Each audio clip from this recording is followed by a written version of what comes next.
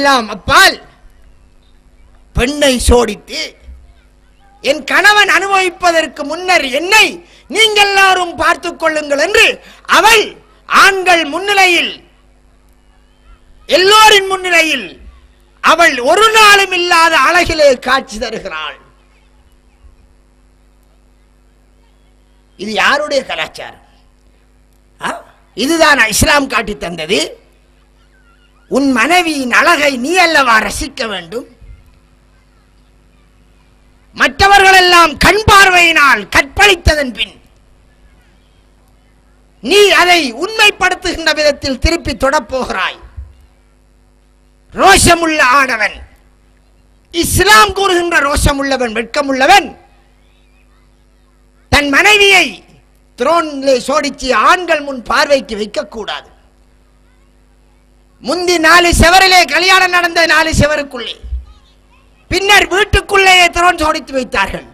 இப்போது வீட்டுக்குள் நடந்தால் 40 பேர் தான் பார்ப்பார்களாம். அதனால் ஹாலில் நடந்தால் 4000 பேர் பார்ப்பார்கள். எனவே ஹாலிலே கொண்டு வந்து வைக்கிறார்கள். ஒரு காலத்தில் இந்துக்களை போன்று பெண்ணை அலங்கரித்தார்கள். இப்ப என்னவென்றால் திருமண பெண்ணை அலங்கரிக்கின்ற வியாபார ஸ்தலங்கள் ஆங்காங்கே ஹராம். எப்படி அலங்கரிக்கிறார்கள்? வெள்ளக்காரர்கள் அலங்கரிப்பதை போன்று, வெஸ்டர்ன் கண்ட்ரிகளை அலங்கரிப்பதை போன்று அவள் உடுக்கின்ற ஆடையை கொண்டு அவளை அலங்கரித்து, பின்னர் கோழிக்கு மயிலுக்கு கூந்தல் வைக்காப்பல பின்னால் ஒரு கூந்தல், ஒரு 15 முழத்தில் ஒரு வெள்ளை, அதை பிடிச்சிக்கு 4 பேர் தூக்கிக்கு வாரது. அஸ்தக்ஃபிருல்லாஹ். நாங்க முஸ்லிம்களா அல்லது கிறிஸ்டியர்களா? நாங்க யார்? இப்படி கல்யாணத்துக்கு ஒரு சூரத்துல் ஃபாத்திஹா ஓத போறாங்களே அஸ்ரத்துமார், அல்லாஹ் அக்பர். இதுக்கெல்லாம் ஃபாத்திஹா வேணுமா? பிஸ்மில் வேணுமா?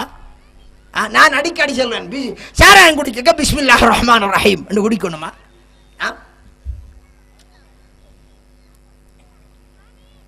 ரெண்டு பேரும் களவெடுக்க போனார்கள். என்ன களவெடுக்க போறான்? பள்ளி வாசலுக்குள்ள குர்ஆன் களவெடுக்க போறார்கள். அப்ப ஒருவன் குர்ஆனை தொடத்தவங்க மத்தவன் சொல்லானா, டேய் ஒது செஞ்சிருக்கியாடா, குர்ஆனை தொடறது ஹராம் இல்லடா.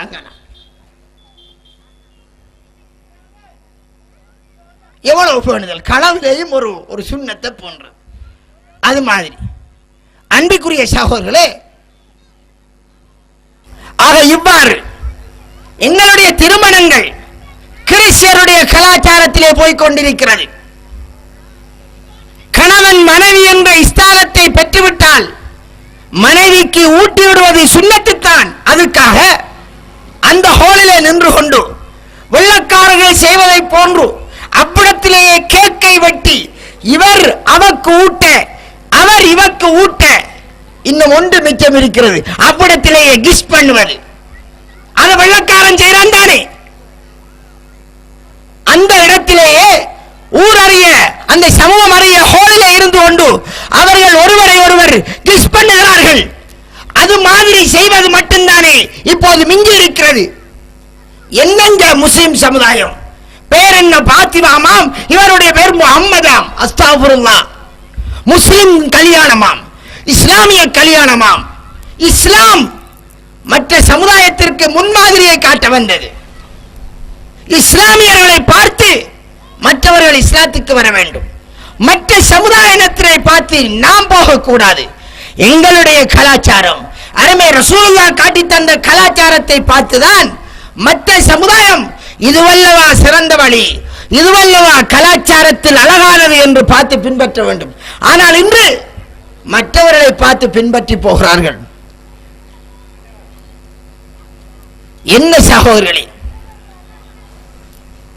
எனவேதான் திருமணத்திலே இன்று இருக்கக்கூடிய இது டோட்டலாக இந்த பண்பாடுகள் மாற்றப்பட வேண்டும்.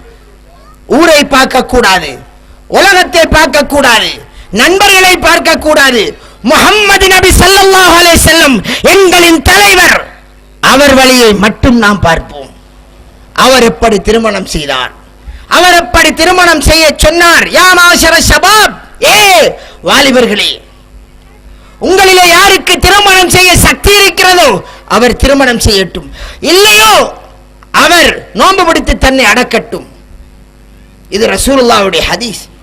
குர்ஆன் சொல்லுகிறது சூரத்து நூரிலே, உங்களிலே யாருக்கு திருமணம் முடிப்பதற்கான வசதி இல்லையோ அல்லாஹ் வசதி வாய்ப்பை ஏற்படுத்தி தரும் வரை அவர் பொறுமையாக பத்திரியாக இருந்து கொள்ளட்டும். என்ன வசதி? ஆண் தான் ஏற்படுத்திக் கொள்கிற வசதி.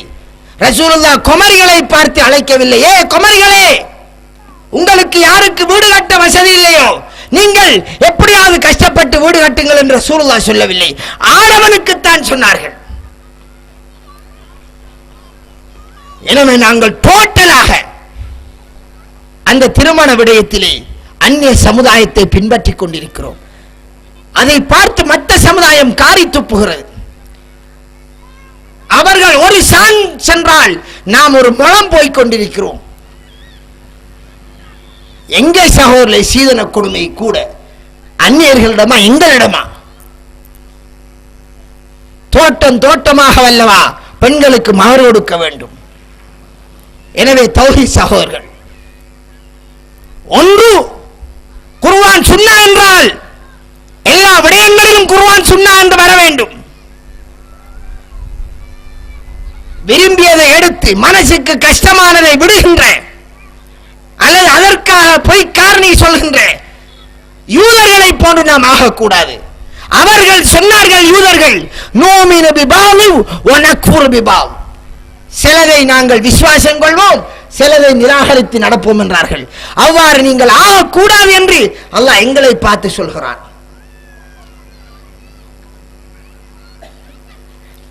இவ்வாறு திருமணத்திலே எத்தனையோ விடயங்களை அடக்கலாம். மாப்பிள்ளை கூட்டிக் கொண்டு செல்கிறார்கள், மாப்பிள்ளையை கூட்டிக்கு போறார்கள். அவருக்கு என்ன தெரியாதா? வழி தெரியாதா? அதுலேயும் முடுக்குக்குள்ள இரவையில பகலையில எல்லாம் அப்படியே பூந்து பூந்து லவ் பண்ணின அந்த மாப்பிள்ளையையும் ஏதோ கண்டறியாதவரை கூட்டிட்டு போறப்பல மாப்பிள்ளை தோழன் கைபிடிச்சு கூட்டிட்டு போறதுக்கு மாப்பிள்ளைக்கு தோழன் உண்டு. இவ்வாறெல்லாம் அழைத்து செல்கிறார்கள். இது யாரு சொல்லி தந்த கலாச்சாரம்? மாப்பிள்ளைக்கு என்ன தோழன்? மாப்பிள்ளை கூட்டிக் கொண்டு போகின்ற காரியம் அல்ல. பெண்ணை அவர் எடுத்துக்கொள்வது. விரும்பினால் அன்று அவர் பெண்ணை கொண்டு சென்று பெண்ணை தன்னிடத்தில் எடுத்துக்கொள்வார், அல்லது பெண் தரப்பினர் வெளிகாரர் பெண்ணை கொண்டு அந்த இடத்தில் கொடுப்பார்கள். இதை ஒரு பங்கனாக ஏற்படுத்தி பெண்ணை துரோகில் சோடித்ததில் இருந்து அதன்பின் இவரை கொண்டு வந்து அங்கே ஒப்புவித்து செய்யக்கூடிய இந்த பழக்கம் இதற்கு இஸ்லாத்திற்கும் சம்பந்தம் கிடையாது. இன்னொரு விடயத்தை சுட்டிக்காட்டுகிறேன். இஸ்லாமிய திருமணங்கள் ஹஸ்ரத்துமார் அவடத்தில் வரணும் என்கிறது இஸ்லாத்தில் கிடையாது. மௌலைமாருக்கும் ஹஸ்ரத்துமாருக்கும் இஸ்லாமிய திருமணத்திற்கும் எந்த சம்பந்தமும் இல்லை. எங்கேயாவது ஃபிக்ஹ் கிதாபில் வருகிறதா? மذஹப் கிதாபில் வருகிறதா? கிடையாது. என்ன? மாமனார் பிள்ளையினுடைய ஒலிகாரர் இருக்கணும், 2 சாக்கி இருக்கணும், கல்யாணம் செய்யற மாப்பிள்ளை இருக்கணும், அந்த பிள்ளை உடம்படணும், பெண் கல்யாணம் முடிஞ்சு இவர் நான் முடிச்சு தந்துடுறேன் சொல்வார், அவர் ஏற்றுக்கொள்வார், கல்யாணம் முடிஞ்சு மகர் பேச்சுவார்த்தை, பெண் பொருந்தி கொண்டால் சப்ஜெக்ட் முடிஞ்சு. இது என்ன? அவரது ஒரு ஃபாத்திஹா. முஹம்மது நபிகளார் யாருடைய கல்யாணத்துக்கு அது போய் பார்த்து போயினாங்களா? ஹஸ்ரத்துமார் வந்து அவடத்தை ஏதாவது மந்திரம் மோதி மாயாஜாலை வித்தமாய் செய்யறதுக்கு உண்டு இல்லையே. அது புற சமுதாயத்திடம் இருக்கிறது. பூசாரி இல்லாமல் திருமணம் நடக்காது, ஹாமதுர் இல்லாமல் திருமணம் நடக்காது.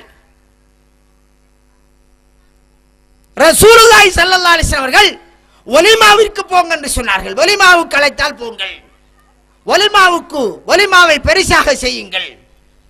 மௌலைமார் வருவது என்பது இல்லை இஸ்லாத்தில்.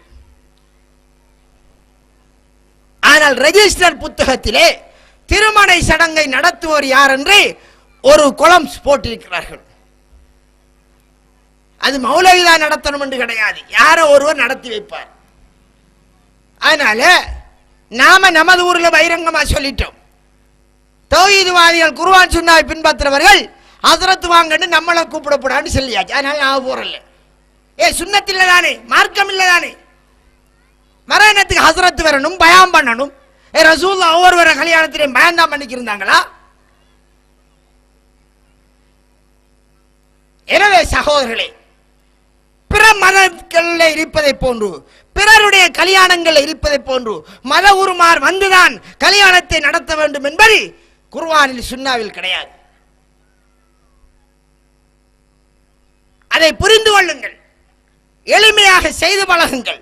ஒலிமாவை உங்கள் சக்திக்குட்பட நிறைவாக செய்யுங்கள்.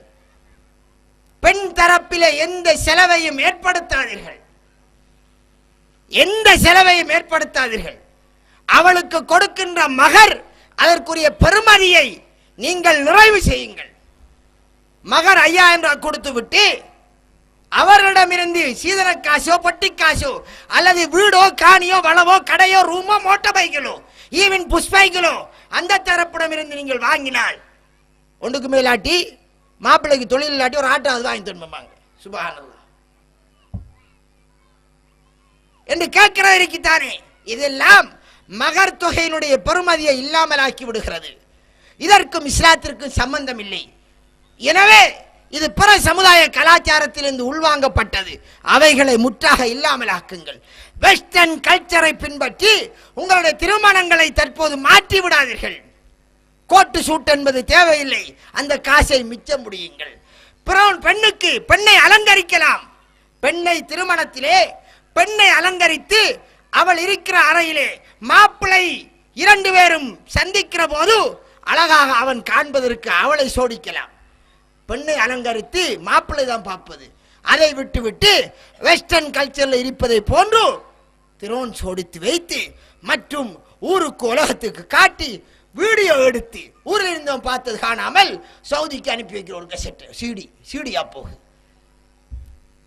எடுத்து அதை அவர்கள் நண்பர்கள் மச்சா மாமா எல்லோருக்கும் காட்டுவார்கள். எதுவரை என்றால் பெட்ரூமிலே அவர்களுடைய தாம்பத்திய உறவு நடக்கின்ற அந்த கடைசி கட்டத்தை தவிர மற்ற எல்லாத்தையும் வீடியோ பண்ணாங்க. அடே அப்பா அஸ்தக்ஃபிருல்லாஹ், உங்களுக்கு ஆகுமாடா?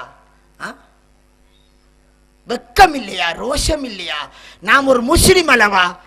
அல் ஹயாஉ மினல் ஈமான் ரசூலுல்லாஹ் சொன்னார்கள். வெட்கம் என்பது ஈமானில் உள்ளது என்று சொன்னார்களே. பைல்லம் தஸ்தஹி ஃபஸ்னமா ஷித், உனக்கு வெட்கம் இல்லை என்றிருந்தால் நீ விரும்பியதை செய் என்றார்கள். வெட்கம் என்பது ஈமானில் உள்ளது. எனவே சகோதரர்களே, இது போன்ற காரியங்களை வீடியோ பண்ணுவதற்கு தொழிலாகவும் போகாதீர்கள், நட்பின் அடிப்படையிலும் நீங்கள் போகாதீர்கள். பாவம். உனது மனைவியை திருமணம் செய்த காட்சி அல்பத்தில் இருந்தால் அல்பத்தை பத்த வைத்து விடு, அல்லது வீடியோ கசெட்டில் இருந்தால் அதை இல்லாமல் ஆக்கிவிடு. உன் மனைவி விரும்பியோ விரும்பலையோ இதற்கு பின்னி செய்ய போடக்கூடிய திருமணத்தை இஸ்லாம் காட்டிய முறைப்படி செய்துவிடு. முஸ்லிமாக இருப்பதற்கு அடையாளம் வெறுமனே தொழுவது மட்டுமல்ல. அல்லாஹ் எங்களுக்கு சொல்லுகிறான், யூத கிறிஸ்தியர்களை நீங்கள் பின்பற்றாதீர்கள். யூதர்களையும் கிறிஸ்தியர்களையும் யார் தங்களின் நேசர்களாக எடுத்துக்கொள்வார்களோ அவர்களும் அவர்களையே சார்ந்தவர் என்று திருக்குர்ஆன் சூரத்துல் மாயிதாவில் அல்லாஹ் சொல்கிறான். எனவே அவர்களை போன்று வாழ்வதற்கான விருப்பங்களை ஏற்படுத்திக் கொள்ளார்கள். அன்பிற்குரிய சகோதரர்களே, இறுதியாக இன்னொன்றை சுட்டிக்காட்ட விரும்புகிறேன். ரசூலுல்லாஹி ஸல்லல்லாஹு அலைஹி வஸல்லம் ஒரு நாளைய தினம் ஃபஜ்ர் தொழுகைக்கு பின் பள்ளிவாயிலில் இருக்கிறார்கள். ஏழை சஹாபாக்கள் பள்ளிவாசலை நெருங்குகிறார்கள், அதிகமானவர்கள். என்னவென்றால் வெளியூர்களில் இருந்து வந்த ரசூலுல்லாஹ்விற்கு பிடிக்கப்பட்ட பகுதியிலிருந்து வந்த சொத்துகள் வந்திருக்கிறது. ரசூலுல்லாஹி ஸல்லல்லாஹு அலைஹி வஸல்லம் தொழுகை முடித்தபின் சஹாபாக்களை பார்த்து திரும்பி ஒரு புன்முறுவலித்து விட்டு சொல்லுகிறார்கள், இவ்வாறு பொருள்கள் எல்லாம் வந்ததை கேள்விப்பட்டா வந்திருக்கிறீர்கள்? ஆமங்கிறார்கள். அப்ப ரசூலுல்லாஹ் சொன்னார்கள், நீங்கள் வறுமையோடு இருப்பதை நான் பயரவில்லை, ஏழைகளாக இருக்கிறதை பயிரவில்லையா? எதை பயிர்கிறேன் தெரியுமா? முன்வந்த சமுதாயத்திற்கு உலகம் விரித்து கொடுக்கப்பட்டதை போன்று உங்களுக்கும் விரித்து கொடுக்கப்பட, அதை அவர்கள் அடைவதற்காக போட்டி போட்டதை போன்று நீங்களும் போட்டி போட, அதனால் அவர்கள் அழிக்கப்பட்டதை போன்று நீங்களும் அழிக்கப்படுவீர்கள், அதையே நாம் பயிர்கிறேன் என்றார்கள். உலகம் காவிர்களுக்கு சொந்தம். உலகத்தில் ஆடம்பரத்தை, பெருமையை, பகட்டை, மற்றவனை விட தான் பெரியாளாகணும் என்ற இந்த பதவி மோகம், பட்ட மோகம், பணமோகம் மற்றும் உலகத்து பேராசைகளை தேடுவது அது காவிர்களின் கலாச்சாரம். ரசூலுல்லாஹ் சொல்கிறார்கள், ஒரு மூமின் ஒரு குடல் சாப்பிடுவான், ஒரு காவிர் அல்லது முனாபிக் 7 குடல் சாப்பிடுவான் என்கிறார்கள். இது சாப்பாட்டுக்கும் பொருந்தும், எல்லாவற்றிற்கும் பொருந்தும். காவிர்களை போன்று நாம் இருக்கக்கூடாது, பேராசை பிடித்தவர்களாக அலையக்கூடாது. அதனால் நாம் அழிக்கப்படுவோம் என்பதை ரசூலுல்லாஹ் பயந்தார்கள். அந்த பேராசை பிடித்ததால் என்ன நடக்கிறது? இங்கே வந்திருக்கின்ற எத்தனை பேருடைய அக்கவுண்ட் நாளை வட்டி கணக்கோடு சம்பந்தப்பட்டிருக்கு. ஓடி எடுத்து பிசினஸ் செய்கிறார்கள், வட்டிக்கு வாங்கி பிசினஸ் செய்கிறார்கள். ரசூலுல்லாஹ் வட்டியை முழுசாக ஒழித்தார்கள். ஜாஹிலியா காலத்திலே அது நிறைந்திருந்தது. அது ரசூலுல்லாஹ்வினால் புதைக்கப்பட்ட, காலினால் வைத்து மிதிக்கப்பட்ட கலாச்சாரம். யூதர்களிடம் இருந்தது, ரசூலுல்லாஹ் அழித்தொழித்தார்கள். மீண்டும் எங்களுடைய முஸ்லிம் சமுதாயம் இன்று வட்டிக்குள் அப்படியே நிறைந்து கொண்டு போகிறது. எதற்காக? உலகத்தை அடைவதற்காக, மற்றவனை போன்று தானும் பெரியாள் என்று காட்டுவதற்காக பேராசை பிடித்து அலைவது இது முஸ்லிமுக்குரிய பண்பல்ல, அல்லாஹ் ஆகிரத்தை நம்பியனுக்குரிய பண்பல்ல. எனவே சகோதரர்களே, இதை மனதிலே நினைவு வைத்துக் கொள்ளுங்கள். இதே மாதிரி எங்களுடைய சமுதாயத்திலே ஊடுருவிக்கக்கூடிய எத்தனையோ விடயங்கள் எங்களுடைய வணக்க வழிபாடுகளிலே நிறைந்திருக்கிறது. இறந்து போனால் ஒருவர் ரசூலுல்லாஹ்வுடைய காலத்திலே அவர் இறந்த 3வது நாளையில் ஒரு கத்தம், 7வது நாளையில் ஒரு கத்தம், 20வது நாளையில் ஒரு கத்தம், 40வது நாளையில் ஒரு கத்தம், 100வது நாளையில் ஒரு கத்தம், வருஷத்திலே ஒரு கத்தம் இருந்ததா? ஹஸ்ரத் மாடம் கேளுங்கள் என்ன சொல்வார்கள். அப்படி டேட் வச்சு இப்படி இருக்கல. அப்ப எப்படி கத்தம் ஓதினார்கள் ரசூலுல்லாஹ்? யாருக்கு கத்தம் ஓதினார்கள்? எப்போ ஓதினார்கள்? இல்ல குர்ஆன் ஓத சொல்லித்தான் இருக்காங்க, யாசின் என்பார்கள் சகோதரர்களே. ஆனால் இன்று கூட நாளை வரக்கூடிய வீரகேசரி பத்திரிகையில் ஒரு பகுதியை பாருங்கள். 4ஆம் அதிலே போடுவார்கள் வீரகேசரி பத்திரிகையிலே 3ஆம் நாள் நினைவஞ்சலி, 7ஆம் நாள் நினைவஞ்சலி, 31ஆம் நாள் நினைவஞ்சலி, 40வது நாள் நினைவஞ்சலி, 100வது நாள் நினைவஞ்சலி, வருஷ நினைவஞ்சலி. என்னையாம்? இறந்து போனவருடைய ஆத்மா சாந்தி பெற வேண்டும் என்பதற்காக அவருக்கு கத்தம் ஓதுறது அவர்களுடைய கலாச்சாரப்படி.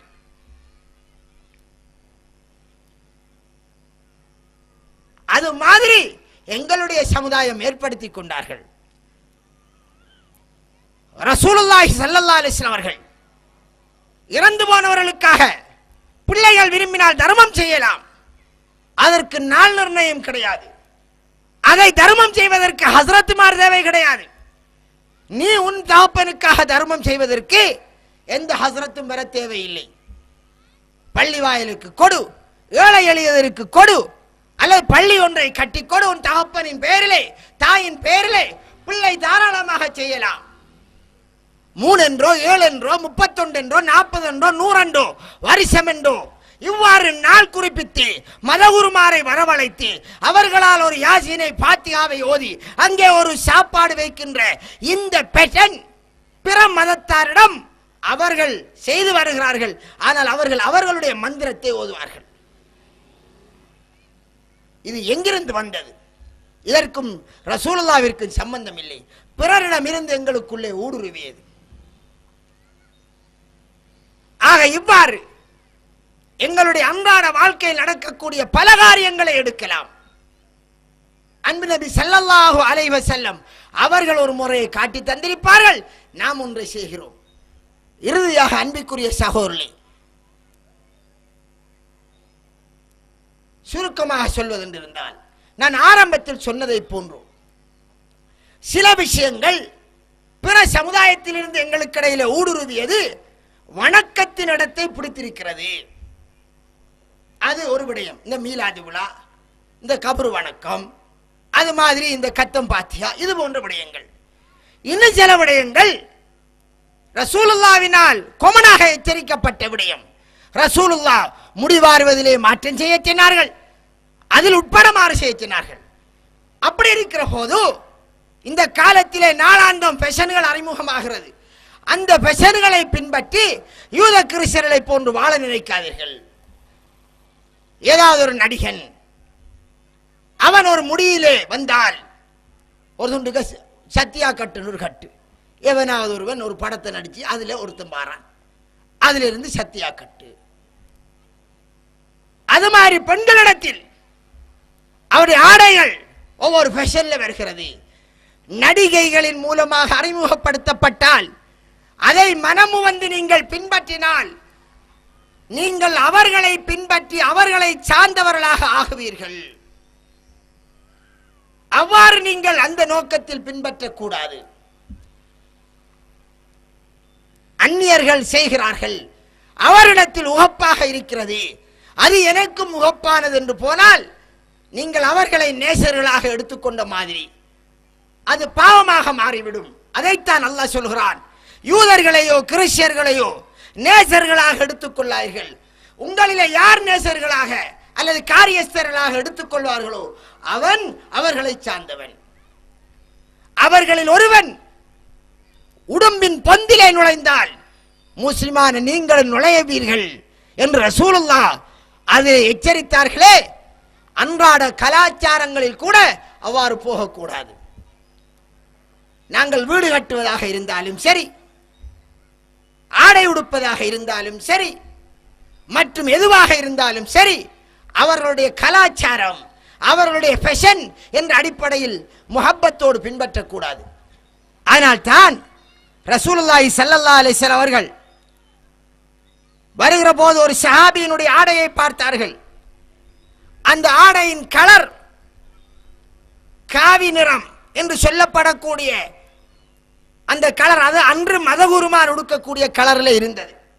அப்ப ரசூலுல்லாஹ் சொன்னார்கள், இதை கலற்றுவாயாக, இது காவிர்களின் ஆடை என்றார்கள். இதை கலற்றுவாயாக, ஏனென்றால் இது காவிர்களுடைய ஆடை என்றார்கள்.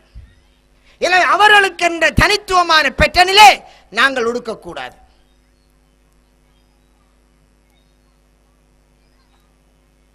அதிலே கணக்க இருக்கிறது, கனத்த விடயங்கள் இருக்கிறது. எனது பார்வையில் உங்களின் பார்வையில் என்னவோ தெரியாது, இந்த சிறு பிள்ளைகளுக்கு இந்த போவண்டு ஒன்றை கொடுத்து வைப்பார்கள். இது எங்கிருந்து வந்தது? குரஸின் அடையாளம். குரஸ் சிலுவையின் வெளிப்பாடு. அது சிறுபிராயத்திலிருந்து வந்தது. இன்னொரு புறம் மூட நம்பிக்கை அடிப்படையில் எங்களிடம் செலவிருக்கிறது. ஒரு பிள்ளை அழகாக இருந்தால் கண்பட்டு விடுமாம் என்று சொல்லி பிள்ளையினுடைய கன்னத்திலே ஒரு புள்ளியை வைப்பார்கள். அந்த புள்ளியை பார்க்க கடும் அழகா இருக்கிறேன், இந்த புள்ளியோட பார்க்க என்னென்று கேட்டால் கண்பற்றுமாம். இது யார் சொன்னனுக்கு? எனவே கண்படக்கூடாது என்பதற்காக புள்ளி வைக்கிறார்கள். எங்களுடைய சிறு குழந்தைகளுக்கு முந்தி பொட்டு வைத்தார்கள், இப்ப பொட்டு வைக்கிறது குறைஞ்சு வைத்து. இது யார் பொட்டு நெத்தியில் பொட்டு வைக்கிற யாருடைய கலாச்சாரம்? நாங்க உடுக்கிற சாரி, நாம பொம்பளையில் உடுக்கிறார்களே சாரி, ஆம்பளைகள் உடுக்கிற ஆடையை விட மோசமானது. ஆம்பளோட வயிறு ஆரையும் தெரியுதா? சேட்டு போட்டு சாரன் உடுத்தால் தெரியாது. நம்முடைய பொம்பளைகள் என்ன செய்கிறார்கள்? சாரி உடுத்துக் கொண்டு போகிறார்கள். எது தெரியுது, எது தெரியக்கூடாதோ அது தெரியுது. எங்கிருந்து வந்தது இந்த ஆடை? பிற சமுதாயத்திலும் இருந்து வந்தது. அதனால் சாரி உடுத்துக்கொண்டு பெண் பாதையிலே போகக்கூடாது. அவ்வாறு உடுப்பதாக இருந்தால் அவளுடைய எந்த அங்கமும் தெரியாத விதத்தில் அந்த சாரி உடுக்கப்பட வேண்டும். உங்களுடைய மனைவியர்களும் கூட சாரி உடுத்துக் கொண்டு போகலாம். அதனால் வாங்கி வைத்த அந்த சாரியை அப்படியே மூட்டையில கட்டி வையுங்கள். அவர்கள் இஸ்லாம் சொன்ன முறைப்படி உடுப்பார்கள் என்றால் பரவாயில்லை. பிற மதத்தவர்கள் உடுக்கிறார்கள், அதை போன்று இவர்கள் உடுக்கிறார்கள். அதனால் அவளுடைய இடை தெரிகிறது, தொப்புள் தெரிகிறது. கணவன் வெட்கப்பட வேண்டும். தன் மனைவி தன் அழகை மற்றவருக்கு காட்டுகிறாள். பெட்ரூமுக்கு மட்டும் சொந்தமான அழகுதான் அது. தொப்புளின் கீழ் தொப்புள் பகுதி பெண்ணில் இருந்து தெரிவது. பிறரிடம் இருந்து வந்த பண்பாடுகள் இவ்வாறு ஒன்றல்ல ரெண்டல்ல நூற்றுக்கணக்கான விடயங்கள் சமுதாயத்திலே பல கோணத்திலே நுழைந்திருக்கிறது. பக்கல் கத்தினால் மையத்துளுமாம், பூனை உருக்கறுந்தால் போன காரியம் நிறைவேறாதாம் என்று கணவரி பிள்ளை மூட்டை திரும்பி வாரான், அப்துல்லாவும் திரும்பி வாரான். அல்லாஹ்வாலான் எல்லாம் நடக்கும், அவனுடைய கட்டளை இல்லாமல் ஒன்று நடக்க மாட்டான் லா இலாஹ இல்லல்லாஹ் சொன்ன அப்துல்லாவும் போன காரியம் நிறைவேறாது, ஏதோ பிரச்சனை ஆயிரும் என்று பூனை உருக்கிறதுக்கு வரான். பூனை என்ன கடவுளா போனாம் என்று குரஸ் பண்ண. அது பிறருடைய நம்பிக்கை, பிற மதத்தாரின் நம்பிக்கை. அவர்கள் நம்புகிறார்கள். பள்ளி கத்துதான். பள்ளி கத்துனா என்ன? நான் காய்ச்சிக்கிறீங்க பள்ளியில சத்தம் கேட்டால் நான் காய்ச்ச விஷயம் உண்மையாம். அவ்வளோ பள்ளிக்கு அவ்வளவுக்கு அந்தரங்க ரகசியம் எல்லாம் தெரியுமோ? அதன் அல்லாவா யாவற்றையும் அறிந்தவன். நான் எங்கேயாவது ஒன்றை செஞ்சிருந்தால் இவரத்து கத்துற பள்ளி அங்க நடந்த விஷயத்தை பத்தி கேட்கிற போது என்றால் என்னையாம் பள்ளி பேசுது, உண்மைதான் விஷயம் என்று இவன் சொல்றான். யாராவது ஒருவர் திம்மினால் யாரோ நினைக்காங்களாம். என்னடா இது? இதெல்லாம் மூட நம்பிக்கைகள். இந்த நம்பிக்கைகள் பிறரிடம் இருந்து எங்களுக்குள் ஊடுருவியது. இதற்கும் இஸ்லாத்திற்கும் சம்பந்தம் கிடையாது. எனவே அல்லாஹ்வை நம்பியவன், அல்லாஹ்வுடைய வார்த்தை குர்ஆனை வழிகாட்டியாக ஏற்றுக்கொண்டவன், முஹம்மது ஸல்லல்லாஹு அலைஹி வஸல்லம் அவர்களை எங்களின் வழிகாட்டி, அவருடைய வழியை விட எந்த சிறந்த வழியும் இல்லை என்று ஏற்றுக்கொண்டு கலிமா சொன்ன எந்த ஒரு மூமினும் தான் செய்கின்ற வணக்க வழிபாடாக இருந்தாலும் சரி, தான் கொள்கின்ற நம்பிக்கையாக இருந்தாலும் சரி, தான் செய்கின்ற திருமண கொடுக்கல் வாங்கல் விஷயங்களாக பண்பாடு பழக்க வழக்கமாக இருந்தாலும் சரி, ரசூலுல்லாஹ்வுடைய வழி என்ன என்று பின்பற்ற வேண்டும். அதை விட்டு சமகாலத்திலே இதுதான் ஃபேஷன் என்று ஃபேஷன் என்று பின்பற்றுவதோ அல்ல பிறர் சமுதாயம் இவ்வாறு தான் செய்து வருது என்று பின்பற்றுவதோ இதுவெல்லாம் நரகத்துக்கு இட்டு செல்லும். அதை நாங்கள் தவிர்த்து கொள்ள வேண்டும். யார் எந்த சமுதாயத்துக்கு ஒப்பாகிறானோ அவன் அதே சமுதாயத்தை சேர்ந்தவனாக ஆகுவான் என்று ரசூலுல்லாஹ் எச்சரித்ததால் இவை எல்லாவற்றையும் நாங்கள் விட்டுவிட வேண்டும். எனவே இதை நாங்கள் தெளிவாக விளங்கி அல்லாஹ்வுடைய மார்க்கத்தை அவருடைய தூதர் ஸல்லல்லாஹு அலைஹி வஸல்லம் அவர்கள் காட்டித் தந்த வழிமுறையிலே பின்பற்றி நாம் இம்மையிலும் மறுமையிலும் வெற்றி பெறுவோமாக. வாஹிரு தஅவானா அல்ஹம்துலில்லாஹி ரப்பில் ஆலமீன்.